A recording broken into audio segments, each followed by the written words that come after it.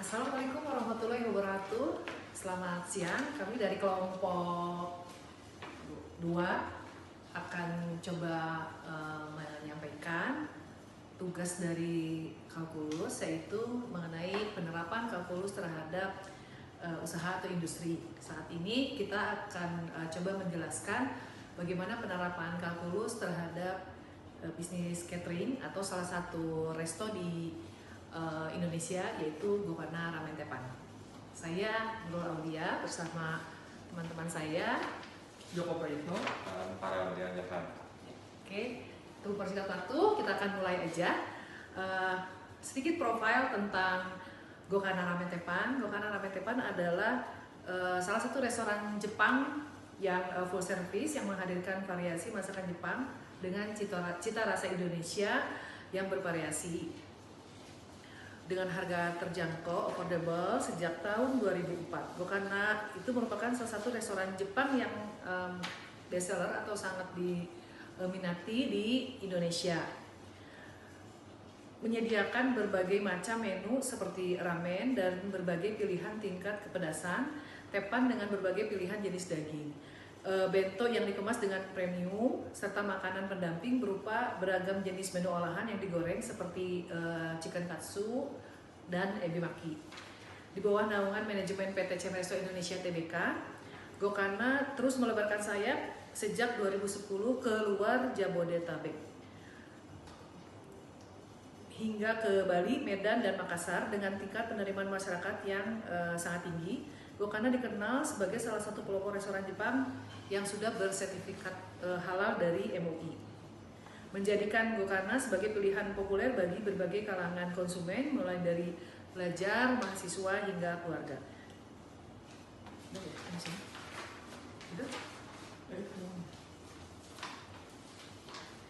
Saat ini Gokana memiliki 103 titik outlet yang tersebar di seluruh wilayah Indonesia. Di Bandung ada sekitar 21 titik resto, kemudian di Jabodetabek ada 51 outlet atau resto, kemudian di Cirebon ada 12 resto, dan di Sulawesi ada 4 restoran Gokana. Lalu di Surabaya dan Bali terdapat 7 outlet, Kalimantan 1 outlet, dan Sumatera 7 outlet. Restoran ini memiliki 5 menu yang terlaris. Yang pertama itu ada hot ramen. Hot ramen itu bisa terjual 25 porsi per hari, itu di 1 outlet. Lalu ada chicken katsu 23 porsi per hari, beef original bento 22 porsi per hari, chicken original bento 20 porsi per hari, dan beef teppan Gokana 19 porsi per hari. Permasalahan bisnis Gokana dan ramen dan teppan terdapat 3. Yang pertama, restoran Gokana belum sepenuhnya bisa menghasilkan keuntungan yang signifikan. Maka dari itu sedang dicarinya kendala dan pemecahan masalahnya agar keuntungan bagi restoran. Yang kedua, dalam situasi jam sibuk atau saat makan siang, staf dapur dan juga staf pelayanan belum bisa memprediksi tamu atau pelanggan yang akan masuk, sehingga menyebabkan antrian dan waktu tunggu pesanan tiba menjadi relatif cukup lama. Dan yang ketiga, pengaturan persediaan bahan baku yang masuk ke pendingin, baik cold room atau chiller, masih belum pas sesuai kebutuhan, sehingga diperlukan perhitungan yang pas agar bisa efisiensi terhadap biaya operasional. Ya, selanjutnya kita akan coba selesaikan contoh persoalan dari yang pertama itu dari saudara Farel. Ya.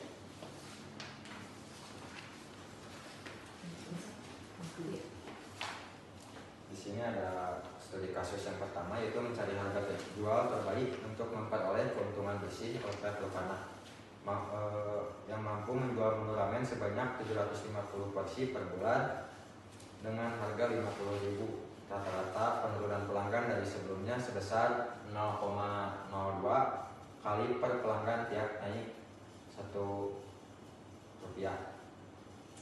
Biaya produksi 1 porsi ramen 15.000. Untuk memperoleh keuntungan didapat dengan cara yang pertama, membuat fungsi permintaan atau Q, lalu harga produk,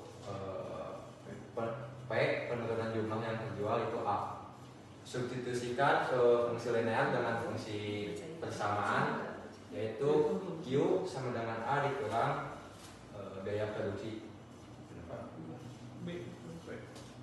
BP, yaitu 750 persi sama dengan A dikurangi 0,02 dikali 50.000. Di sini A-nya itu 1750, merupakan penurunan jumlah yang terjual. Maka fungsi permintaannya adalah Q sama dengan 1750 dikurang 0,02 kali B. Yang lalu kali P.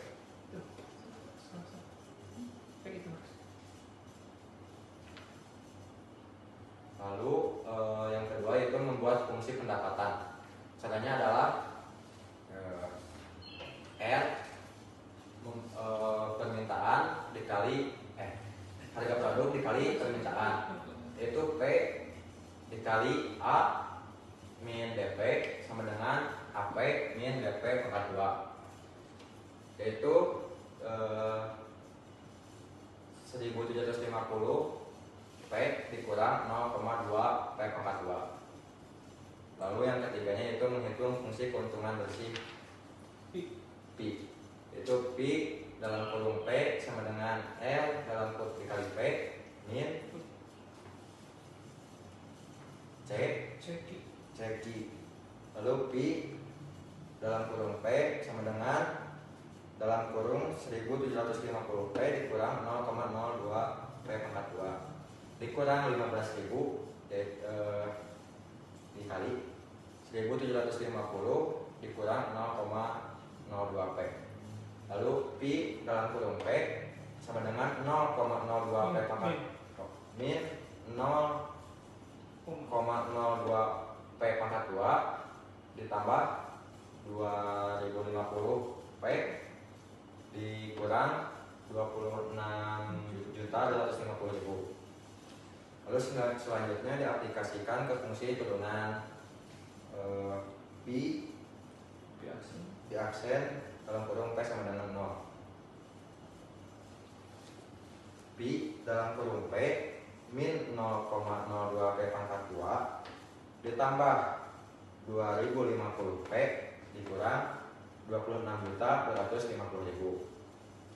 Di aksen dalam kurung P sama dengan min 0,04 plus 2050 sama dengan 0. Jadi min 0,04 P sama dengan min 2050. Lalu P 50 sama dengan 51.250 rupiah. Ini merupakan harga jual terbaik di kondisi saat ini, dengan penurunan rata-ratanya yaitu di angka 0,02 kali per setiap kenaikan 1 rupiah. Selanjutnya yang kedua akan dipaparkan penyelesaian dari Bu Nurul. Oke, sekarang kita akan coba bahas kasus kedua. Tadi yang kasus pertama udah disampaikan oleh kawan kami, Farel. Sekarang kasus kedua saya coba paparkan, yaitu bagaimana mencari posisi jam sibuk agar bisa menentukan planning dari staff kitchen dan staff service pada jam sibuk makan siang dari sekitar jam 11 sampai jam 14. Di mana jam 11 terdapat 50 pelanggan, jam 12 terdapat 70 pelanggan, dan jam 13 terdapat 70 pelanggan. Oke, kita mulai aja. Yang pertama adalah Yang pertama adalah langkah pertamanya untuk menyelesaikan kasus tadi. Yang pertama, membentuk fungsi akumulasi pelanggan, di mana Q dalam kurung T dengan fungsi persamaan. Q dalam kurung T sama dengan minus AT pangkat 2 ditambah BT ditambah C, di mana T di sini adalah waktu dalam jam dan Q dalam kurung T adalah total pelanggan yang datang di jam sibuk tersebut. Kemudian Q dalam kurung T sama dengan minus A T pangkat 2 ditambah BT ditambah C menjadi minus 10T pangkat 2 ditambah 30T ditambah 50. Q aksen dalam kurung T sama dengan minus 20T ditambah 30. Kemudian langkah kedua yaitu mencari waktu puncak setelah kita mendapatkan turunannya, yaitu Q aksen dalam kurung T sama dengan minus 20T ditambah 30 min 20T ditambah 30 sama dengan 0, di mana 20T adalah sama dengan 30 dan T itu sendiri adalah 30 dibagi 20, hasilnya adalah 1,5 jam. Kemudian langkah ketiga, untuk mengetahui berapa sih jumlah pelanggan di jam sibuk, maka kita menggunakan substitusi ke persamaan di awal. Q dalam kurung T sama dengan minus AT pangkat 2 ditambah BT ditambah C, di mana C ini adalah 50, kemudian T di sini sama dengan 0, dan saat jam 11 maka C sama dengan 0. Kemudian Q dalam kurung 1,5 sama dengan min 10 dalam kurung 1,5 pangkat 2 ditambah 30 dalam kurung 1,5, maka hasilnya adalah min 22,5 ditambah 45, hasilnya menjadi 22,5 pelanggan per tiap jam. Kesimpulannya dari kasus yang kedua ini adalah jam sibuk di jam 11 ditambah 1,5 jam adalah jam 12.30 atau setengah 1.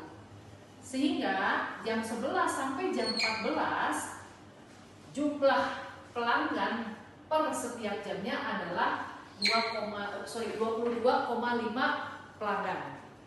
Ini selanjutnya kita akan coba bahas kasus ketiga oleh rekan kami, kawan kami. Silakan Pak Joko. Ya, terima kasih.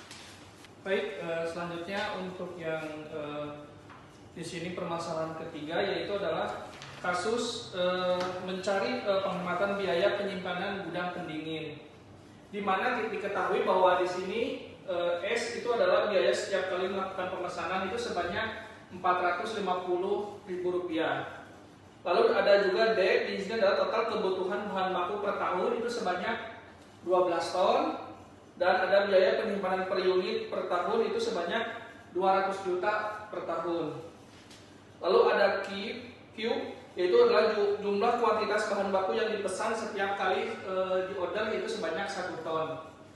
Nah, maka di sini untuk penyelesaiannya adalah kita mencari rumus model biaya gudang penyimpanan, yaitu adalah C Q sama dengan DS per Q dikali H per 2. Nah, untuk mengaplikasikannya, lalu kita ke keturunan pertama yaitu C aksen Q sama dengan 0, di mana ini adalah minimum biaya yang paling hemat. Lalu kita aplikasikan di sini adalah CQ sama dengan DC per DQ, lalu DC per DQ sama dengan min D kali S per Q pangkat 2 ditambah H per 2 sama dengan 0. Lalu H2 sama dengan D kali S per Q pangkat 2. Lalu kita rubah posisi Q pangkat 2 sama dengan 2 kali D dikali S per H. Lalu ditemukanlah Q-nya itu adalah akar 2 dikali D dikali S dibagi H. Lalu kita masukkan angkanya, Q sama dengan akar 2 dikali 12 dikali 450.000 dibagi 200 juta. Maka di sini ditemukan Q akar dari 10.800.000 dibagi 200 juta menghasilkan akar 0,054 sama dengan 0,232 ton atau 232 kilo. Maka di sini bisa dikalikan total penghematan yang didapat yaitu sebesar 58.924.000 dari kita hanya melakukan pemesanan segini sebanyak 232, yang sebelumnya itu dengan 1 ton biaya penyimpanannya itu 105.400.000. Sesudahnya itu dengan pemesanan hanya sebesar 232 kilo, maka kita hanya membutuhkan biaya penyimpanan itu 46.475.000. Mungkin sekian dari penyelesaian dari kasus kami. Selanjutnya untuk kesimpulannya, penerapan kalkulus diferensial berhasil mengoptimalkan keuntungan, memprediksi jam sibuk, dan memangkas biaya operasional secara signifikan pada restoran Gokana Ramen dan Teppan. Dengan materi dari kalkulus membantu Gokana mendapatkan keuntungan dari harga jual terbaik, menghasilkan keuntungan bersih maksimal, bisa menentukan puncak jam sibuk, sehingga bisa penyesuaian jam kerja staf kitchen dan juga staf service.